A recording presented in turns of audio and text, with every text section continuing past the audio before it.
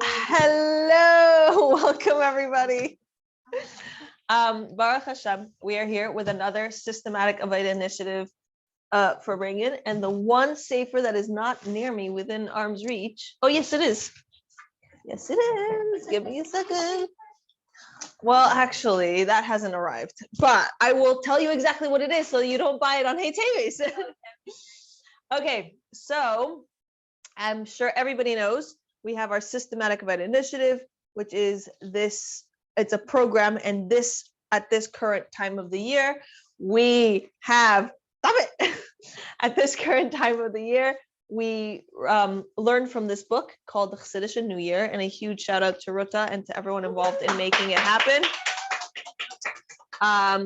It has all the instructions in the front. It's a book that Living Chassidus compiled and published on our own, so it's very, very cool. And the last quota was actually a little long because we didn't have any SAI Farbrengens during Hanukkah. We had a Hanukkah party, but we didn't have, or a Hanukkah event, but we didn't have SAI. That said, I'm sure everybody's done their reading on the history of teves. So today, instead of talking about the history, we are actually gonna take it to the next level. We're going to discuss the idea of Weiss Svarim, of having a house that is filled with Svarim. We're going to discuss the concept of a very Living Chassidus style, which is that books are not meant to just be on the shelf. Not only what? I buy it for other. It's like that's very nice. So they're not on the shelf, but she's not reading. She's not, exactly. It's on somebody else's shelf, and they're hopefully reading them. Anyway, so those are some of the topics. But since the topic title was Confessions of a Bookaholic, I will begin by saying, hi, my name is Michal. Hi, Michal. And I'm a bookaholic.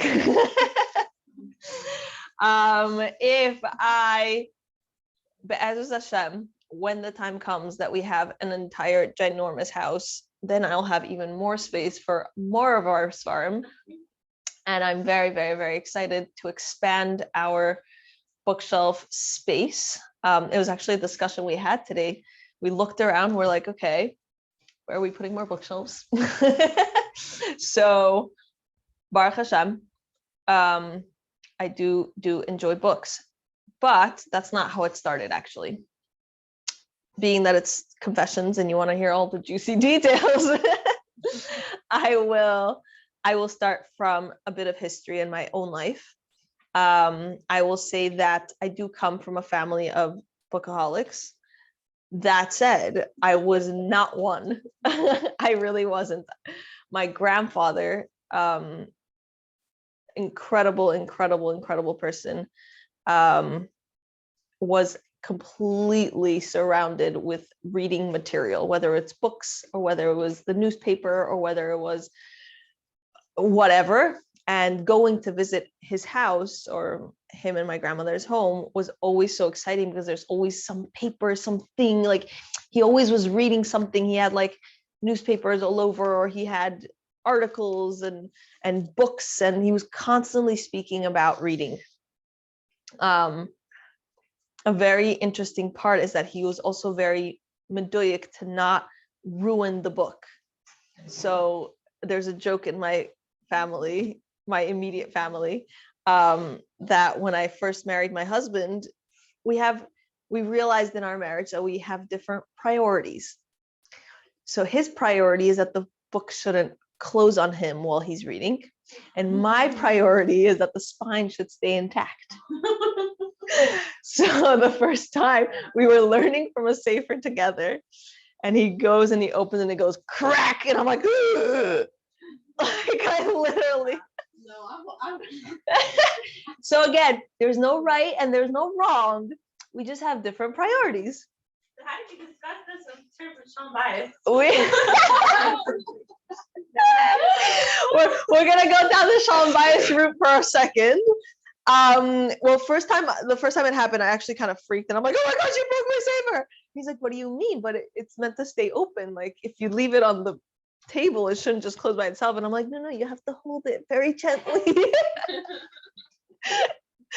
So then after realizing that, we realized in many different aspects of our marriage and of our lives that there is no right and wrong. There's just different priorities. And I hope to give you. So what did you guys like? What was the middle line there? So the middle line is that we now have 2 copies. Oh, wow. You definitely need Michal in that case. No, honestly, for certain things, if we are learning together, if we're able to have 2 copies, we do. But if not, he tries to be extra gentle with the books that are, not that we have mine and yours, but like there's certain svarim that like I know he bought it, they're his, like he's the one that uses it. So he'll open it until it goes and then it'll stay. But if he realizes that there's a safer that's really meaningful to me, he's extra kind and careful and he doesn't make it crack. He just holds it gently. And then sometimes if we are sharing a safer and it is mine, so then I hold it so he doesn't have to hold it, because then that really drives him crazy to have to hold it in the whole time. So yeah, that was the solution to that. So anyway, so I really feel like I got that in big part from my grandfather. My grandfather was always very careful with his books. He was always very careful not to like doggy ear the pages, because then that piece gets all folded. And so he really gave me, even though it was never, I don't remember it ever being like a topic. Like he never sat me down and said like, let me teach you how to use books. But I just, from living around him, I always learned that aspect. Then came my mother, and my mother, Baruch Hashem, Hashem should venture it with a lot of nachas and good things and only revealed brachas.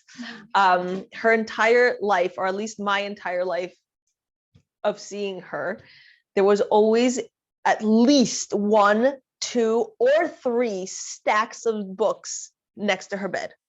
Like there was her nightstand, and then there's like next to her, either on her nightstand or next to her nightstand, just stacks of books. And she's constantly going from one to the next, to the next, to the next. She also has this incredible skill that she reads super fast. Like I know, Amen. I've been trying to learn from her too. But I actually haven't.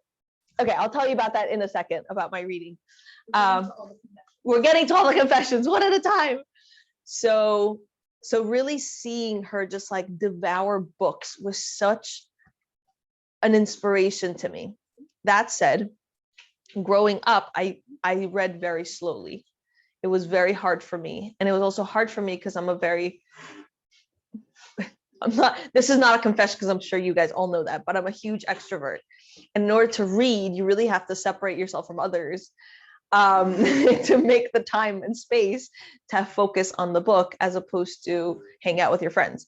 So reading, I always felt like I didn't like it because I wasn't so fast at it, and it was tedious, and B, it's so much more fun to hang out with friends. So my entire high school, I really didn't feel like I was enjoying reading, and I didn't really I never connected to like, wow, this is so enjoyable. So I would not have called myself a bookaholic then.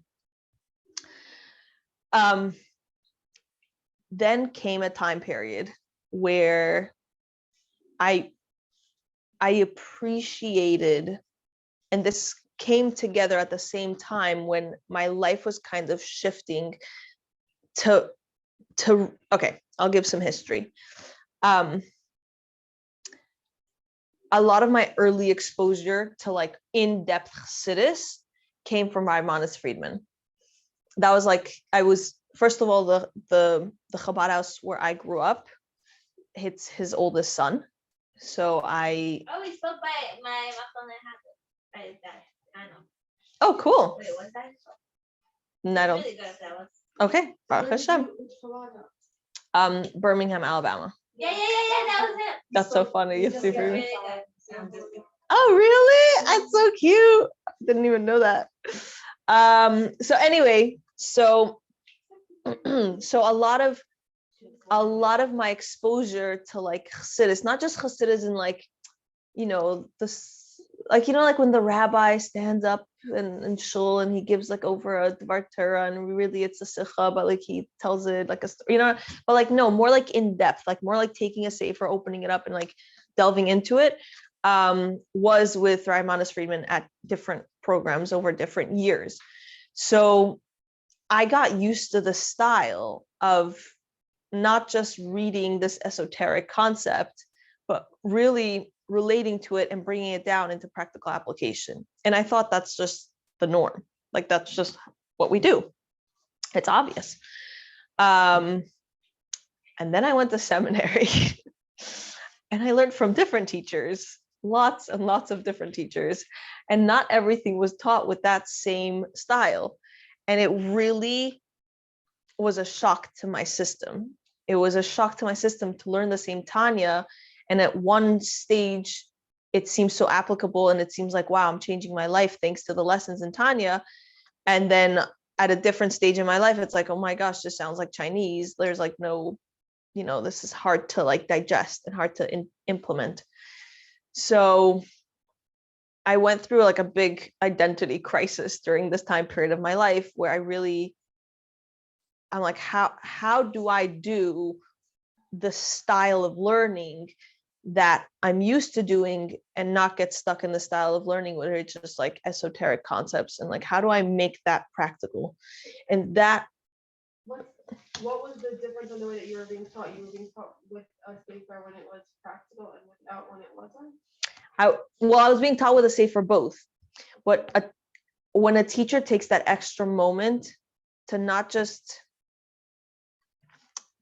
read what's there and take it as face value, but really take a moment and say, what does this mean to us? How does this apply in my life? Like the concept of yichud elah and yichud tata, like, okay, it's a concept, but then when you learn a certain mimer and it explains how to apply that in a marriage, the concept of being vulnerable and being one with your spouse in differing levels, the depth, and like to take that extra moment to make it practical is an extra thing, sadly. I mean, hopefully over the time period, it's 10 years of living chassidus, I hope we've done a good job at like teaching this to people and encouraging them to take it further for themselves. But anyway, at the time in seminary, it wasn't so clear.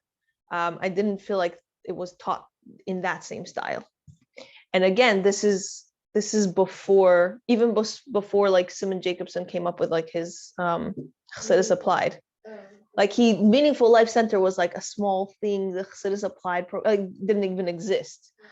So again, this is like 12 years ago, 13 years ago. Chassidus in the way that it's learned has gone a long way over the last several years. But anyway, so that contrast in not learning it in the same way as I was used to kind of threw me on this like new path. And once I got after seminary and I got engaged and I got married, and I didn't have living chassidus to come to, and I didn't have regular learning, I felt so deprived. Not only did I not have learning in a practical way, but I didn't even have learning in a non-practical way. And that's what led me really to turn back into this farm. So even though I was the social butterfly and hanging out and but that lacked that yearning to reconnect to chassidus and yearning to learn, the only option I had was farm. The only option I had, especially back then, was the beginning of like the Chassidic Heritage series. Like by then they had like 4 Maimarim, maybe. No, a few more, but it wasn't the vast library that we have now.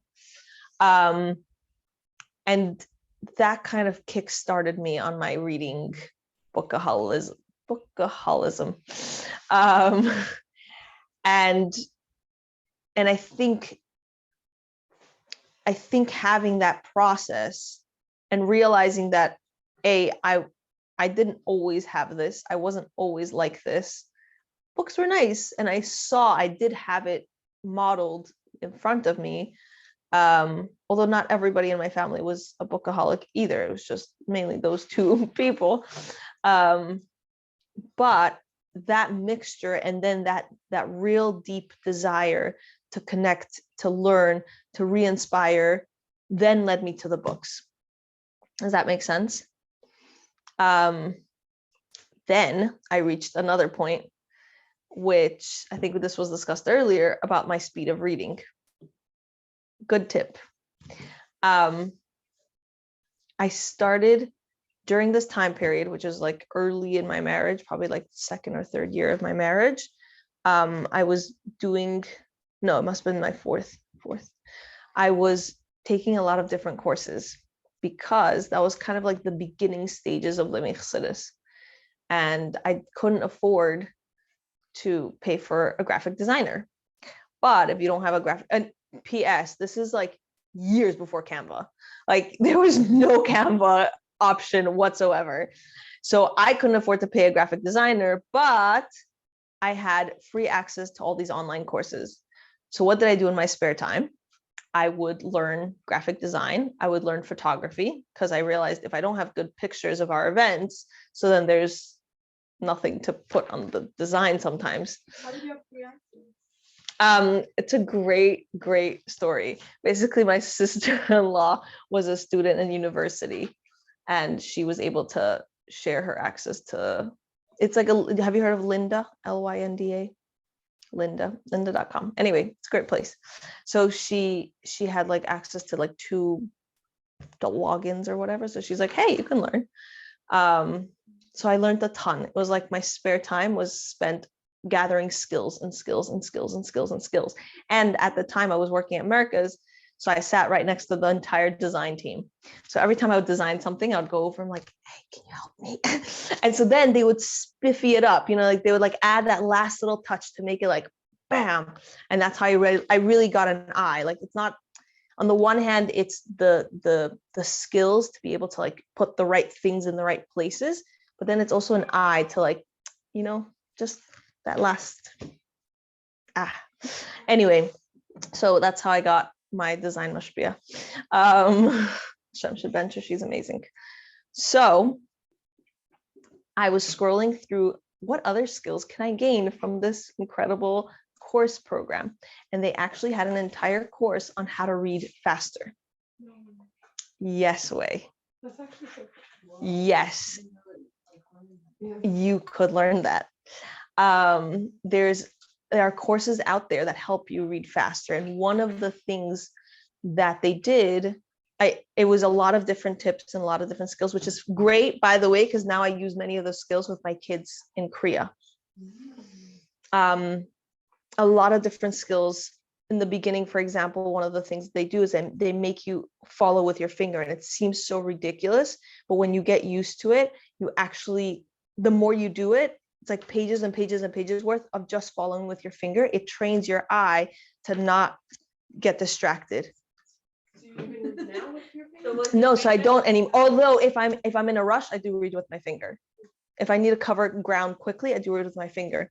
Another tip that they gave was to take a piece of paper and cover, like once you're done with the reading with the finger, you take a piece of paper and you cover the line to the next line, to the next line. And it trains your eyes to focus on exactly where you are, as opposed to like, we get distracted. We really do. It sounds ridiculous, but we really do. Yes, when you focus on those skills, it makes you slower in the beginning because you're not used to this. But the more you practice it, it makes you read faster. Yeah, so I learned a lot in that. I took an entire course, and I'm like, great, now I can read faster. Any other tips? There is actually a website. I think it's called Accelerator or something. And what you do is if you're reading something on a screen, so you can't really follow with your finger or cover with the paper, it's like a little weird. But basically you take it, you copy paste it into this website. And what it does is that it flashes one word at a time. And then you slow down, you start with a slower speed. And then at the end of a paragraph, you take a break and you're like, okay, did my brain input? Like, did it stick? and then you can make it quicker and quicker and quicker, and you actually get quicker at just picking up the words that are like accelerator. I'm pretty sure it's called accelerator. I'm pretty sure. So anyway, cool tips. Confessions of a Bookaholic. So anyway, so that was really a huge help, because not only did I have the deep desire to get the information that's in the books, because we Living Chassidus didn't, it wasn't what it is now. It was a group of friends having a shir once a week. It was a little different. But now I had the skills to be able to do it in a more effective way, and I felt really empowered. The next step in my bookaholism was really appreciating the stories, and a lot of it had to do with being able to share it and being able to see that other people enjoy the lessons that I've learned from it. So I started a chlata that whatever I read on Shabbos, like usually Shabbos morning, either before davening or after davening, or even Shabbos night while my husband's like in shul, I usually read, like that's my big chunk of time to read. I really enjoy that. So I realized I was having a hard time remembering and like retaining the concepts. So what I did was I took a chlata that at the Shabbos meal during lunch, I would share what I've read. I would share something. It didn't have to be the whole thing, but like something exciting that I lived with or that I really enjoyed. Many of the Living Chassidus members that used to come to our table during these years actually still mention that they remember some of the like concepts or divrei Torah or whatever that I shared, and I don't even remember half of them, but I'm glad and that was the beauty. I'm glad that it was so impactful for other people. So my reading also had this like added piece of it's able to be spread and able to inspire others as well.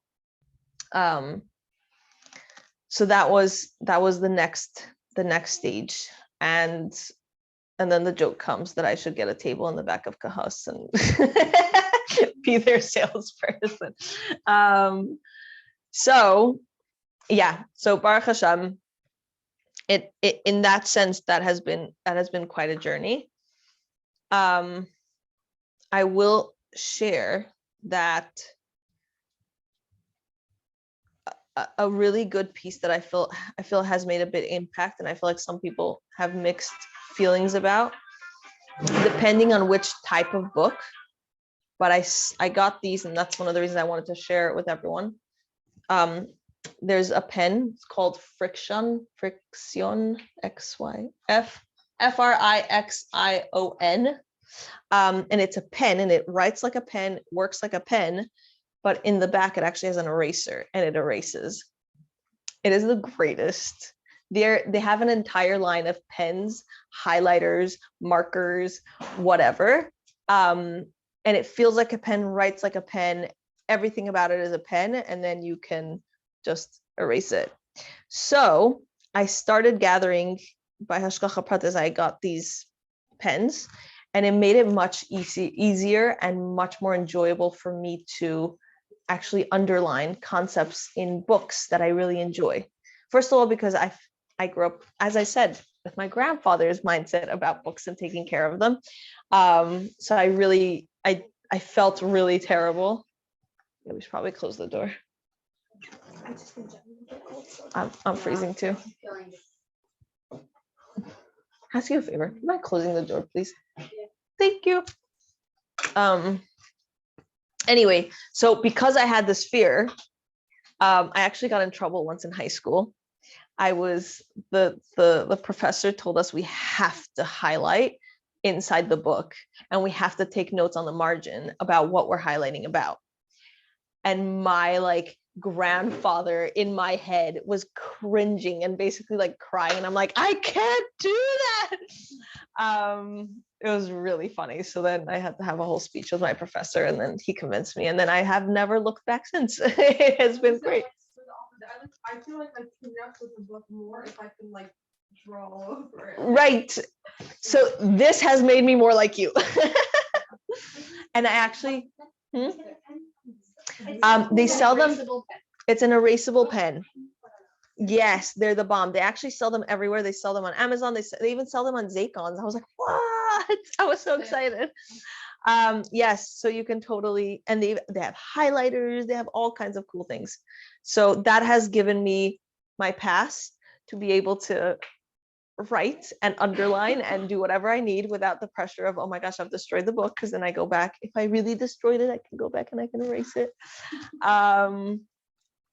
It seems a lot less permanent. But anyway, so the concept of having this deep desire to get the chassidus, to internalize it, to really make it mine. And now I had the skills to read faster. I had set times during my week or day.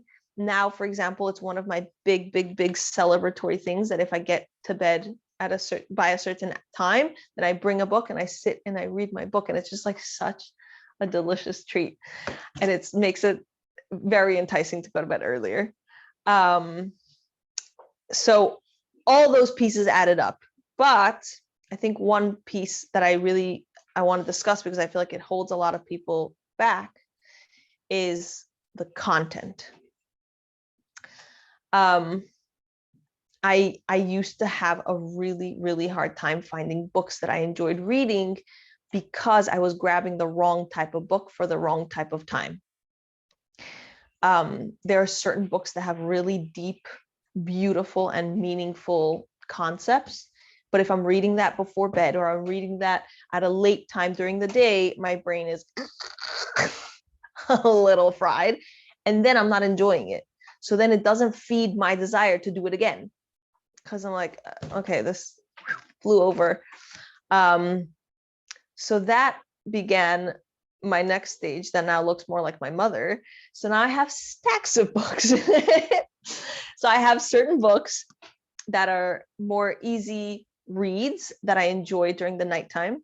And then my other more heavier reads, I actually try and make a priority to set a few minutes, even if it's just 10 minutes or so before I daven or sometime in the morning, to take the time to focus on those, because that's when my brain is sharp and I'm able to really focus.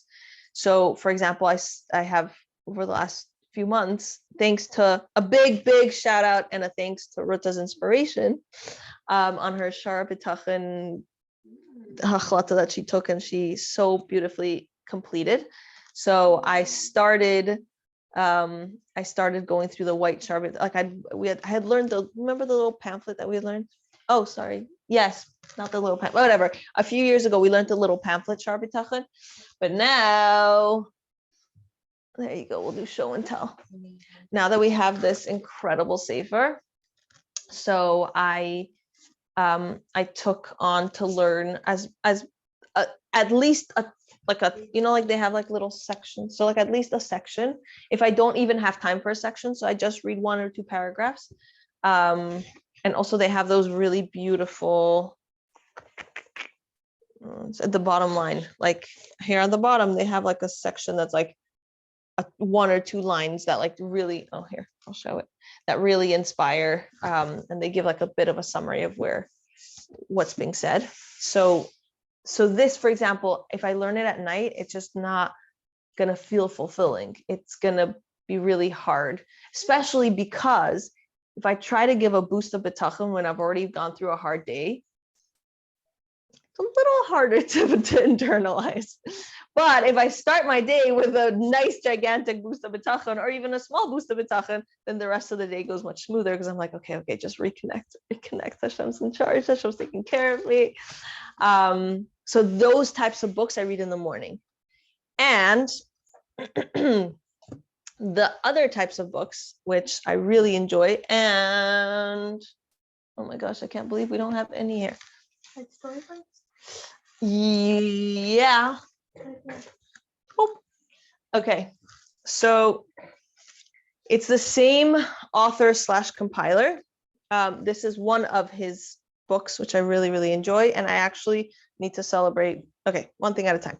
So he has a great series, which I learned that I enjoy reading at night, on biographies on people. So I absolutely used to detest biographies. I thought they were the most boring, dry, historical, like whatever.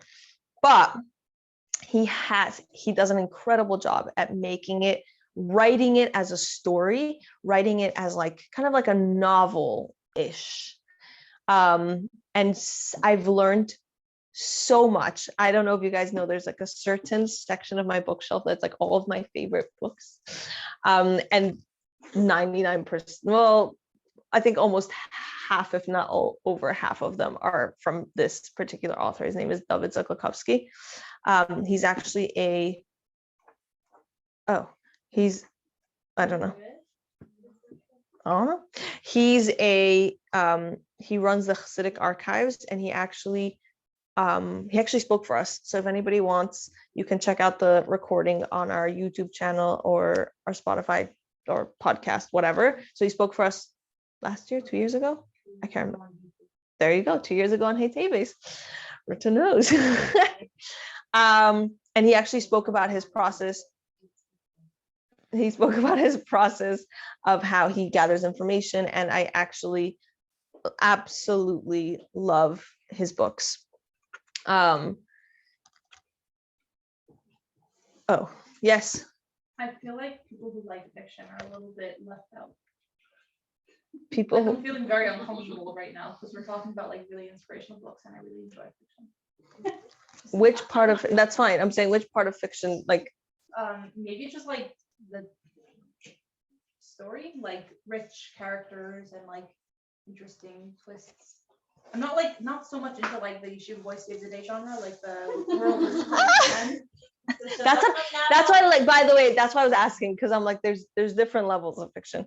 Have you read any of his biography books? Not yet. What are some of them? They read similar, Okay. but it happens to be that the guy's alive. Or Like okay, so rewind. Okay, 1 second, one thing at a time. First of all, I want to give Mazel Tov. It didn't arrive yet, but every single person who did their quota, did their reading and their journaling, will be receiving the latest book on, feels like fiction, but a Reb Mendel Futterfass. Oh, the Kamala one, right? Yes. Oh, there you go. Baruch Hashem. It's not comic. It's called My Gulag Life. Yes, my Gulag Life. Oh, can I show it on the screen? Thank you so much. I've seen it. Yes, I loved it. We will show it on the screen in 1 second. And Baruch Hashem, every person who did their quota and their readings will receive a copy of My Gulag Life. It is so good.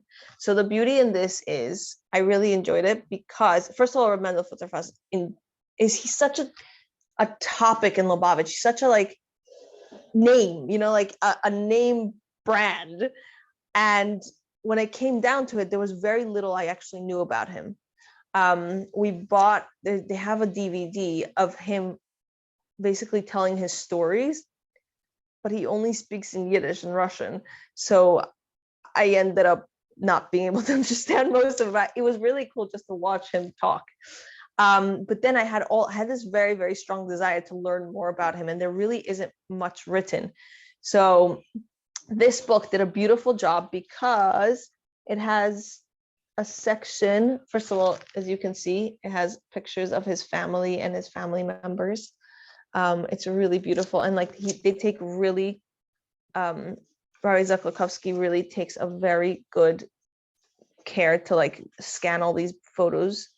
So it has the history of the time period, and then it also has the lessons and stories that he Farbrengen or he spoke about, or he literally learned a lesson from everything. Like, the concept of the Baal Shem Tov, that from everything experience we go through in life, there's a lesson for us.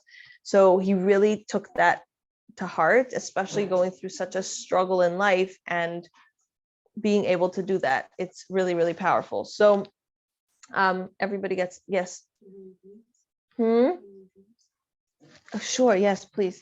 Is he the one that tells a story about like soldiers? Okay. Those soldiers' blood shoved in hot, like knowing that he was. Yes. Yeah. Yes, it's in here actually.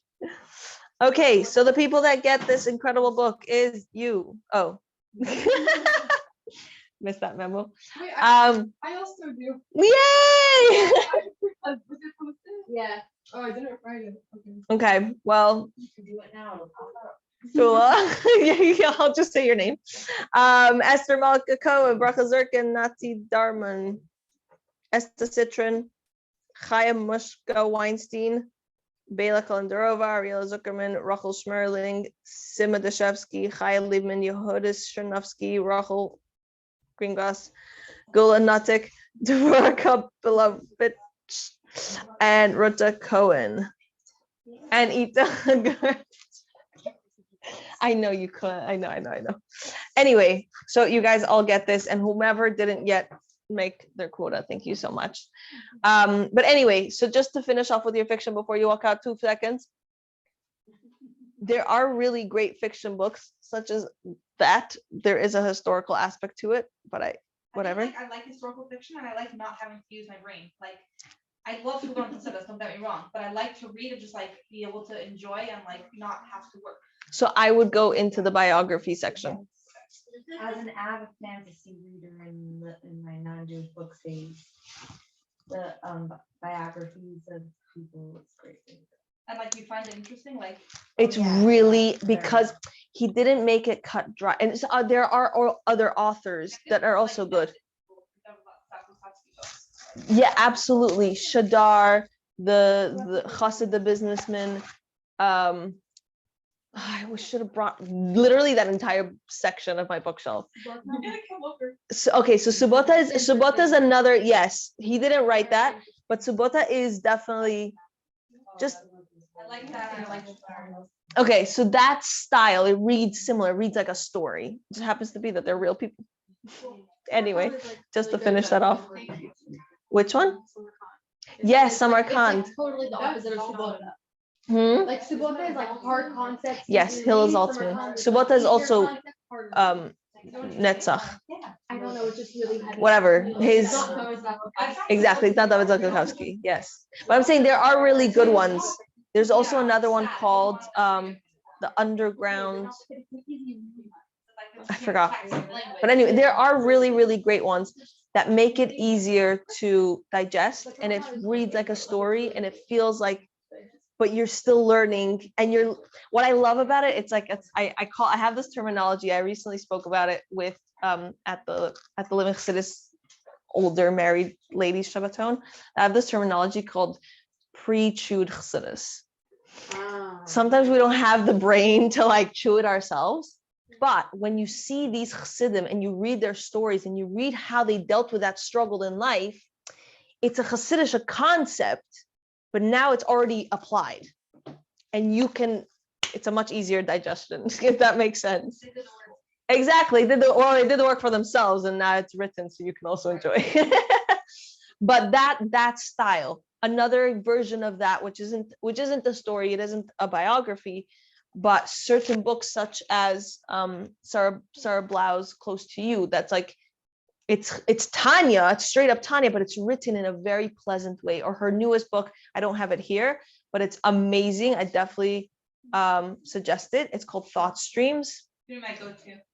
It's so I literally just looked at it in the store now. it is so good. We gave it out actually at the Shabbaton for all the ladies that came to Shabbaton. Anyway, so there are books like this that have the same beauty of Chassidus, and you learn it and you internalize it, but it's not as heavy. Exactly. Although making time for certain heavy things is also a good thing. Figuring out what time works for you. For example, I have plenty of people that I know in Living Chassidus that have a chavrusa. They have set times to have a chavrusa, and that's when they tackle those heavier things. I have to give a shout out. I don't know if I'm allowed to say her name out loud because whatever, but there's someone who may or may not be either on the Zoom or in person who has Kanai Nahara several kids, and she makes time for chavrusas at least once, if not twice a week. Who is this? So curious. Let me see if she lets me say her name. Okay, whatever. Anyway, kol kavod, and I really I really give a shout out to that because you set that time to deal with those, not deal with, but you to really internalize the deeper chassidus. But when you do it with a charusa, it's just so much more enjoyable and so much easier to talk it out and bring it out. And then if you have a really good charusa that you really feel connected and you're able to be vulnerable, you're also able to take that and say, hey, I'm actually going through a struggle. Can we figure out how to implement it? It's good stuff. So yes, yeah, that's basically the I think we've covered many of the genres. Finding the right time for you. If reading slower is a thing, you can definitely find courses. You can definitely, I'm sure YouTube even has like free stuff that like how to learn to read quicker. There are tons of tips. I gave tons of tips from the course that I took. If setting a time for it is hard, so then go through your schedule and see when can I squeeze in. Honestly, for me in the beginning, it was like, okay, I'll just put a timer for 5 minutes because I want the knowledge that's in there. I want what's in there. I just don't make the time and priority to do it, to get it. And to be honest, I think if anyone's ever heard me Farbrengen at any point in time in the past, 99% of my knowledge, other than the fact that I do actually, Baruch Hashem, attend all the Living Chassidus events. And so therefore I get to learn from incredible speakers and incredible lecturers that come and speak right here in this same chair. But a big chunk of my life and my life lessons and the wisdom that I've gotten is really from books. It's really from taking them, reading them, internalizing them, and then sharing that with others. And I think the beauty of teves and the beauty of this whole winning the battle against what was happening with the Svarim is that other than celebrating, and I'm sure you guys know the history of this, but after a while of the Chassidim dancing around and singing Dira Notzach, it was probably about a week, if I remember correctly, the Rebbe came out and said, "No, why do you think we got the Svarim? Go sit down and learn them."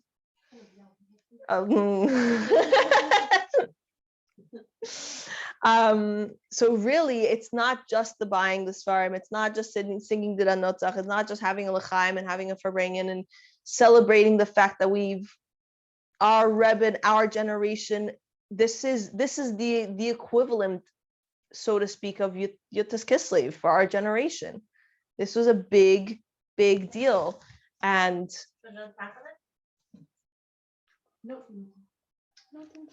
I'm not a. Oh, there we go. I'm not an LOR. Again, there's always like the custom stuff. Yeah, there are tons of chasanim. Yes. Baruch Hashem. Mitzvah Hashem should be even more. All of your chasanim should be the reason why 770 doesn't say tachlin. Anyway, so back to the point. Other than celebrating and other than being happy and proud and other than, wow, all these books that I want that should look so beautiful on my shelf. Oh my gosh, sorry. I have to make a parenthesis right there. There was a time period in our lives. We've gone through a lot. My husband and I have gone through a lot of different jobs, businesses, whatever. And then Baruch Hashem, we've in our search for our ultimate shlichus, which is Living Chassidus. And at one point we had what to do with binding svarim, like leather binding or whatever. And I remember once Rabbi Heller the Mail, he's an incredible shliach of the Rebbe, like amazing. And he calls us from the store and he says, there's this like multi-millionaire that he managed to convince to get a bris. And after he got a bris, he said, well, your house is so beautiful, but it's missing svarim. So he brought him to a bookstore and he convinced him that he needs the entire set of Shas in large print. It's not a cheap purchase, but he was fine. So his only complaint was he didn't like how the spine looked in his bookshelf. So he needed it to be leather bound of a specific color. So other than wanting that the spine should look a certain way in our bookshelves, right? Really, really, really, it's the good stuff between the two covers. You know, that's the stuff that changes your life. 1 minute, did you guys like change the bind for him or something? No, it was too big of a project for our Did they get it done though, or? I think he did. Wow. Yeah. He probably went to like, you know, like the places that they make the tallest bags or whatever. I don't know. Probably would have paid $1 million. Yeah. It was really funny. But anyway, so so that's a chunk of what I want to say. The other piece is that don't let the book pass by. Like really take a moment. And sometimes, for example, with my Gulag Life, I actually forced myself to read it a bit slower because I realized that I was just like eating it up because it was so good. I was just like devouring page after page. And I realized at the end of the day, I'm not going to remember these stories. And the message, once it's internalized in your brain and it's internalized in your middays and it's internalized in your life, that's what truly changes your life. And I live the living Chassidus model, which is that I want that every single day and every single time I learn Chassidus, I read a book, I read some sort of biography, Chassidish something, I'm starting to look at the world through Hashem glasses, starting or continuing or whatever. And that it should change my viewpoint, my perspective, my entire everything on the world. And in order to do that, sometimes we have to take a moment and say, what did I just read? Share it with a friend. If it's your roommate, share it with your roommate. If it's your whomever, take a moment and let it sink in. Let it change you. Let it make an impact. And if it's something that like really rubs me wrong, I'm like, okay, I go to my husband. I said, can we please have a Farbrengen about this? Because like, this is clearly Torah. It's just not settling well with me. So I need to learn something to put on my new Hashem glasses version from this. So I want to give everyone a bracha that you should take this Hey Teves. Don't just buy the books, internalize the books, read the books, let them change your life for the good. Let them add to your Hashem perspective, to your Hashem glasses, so you're able to see your life and all of the whatever challenges. As Hashem, you shouldn't have any challenges, but if you do have some challenges, see them from Hashem's perspective and get the tools from Chassidus to be able to not just overcome them, but see them as a lesson and take the lesson from those challenges. So, l'chaim, didan notzach. We should continue to be successful in our Torah learning and in our internalizing of Chassidus. Chaim. I just have to say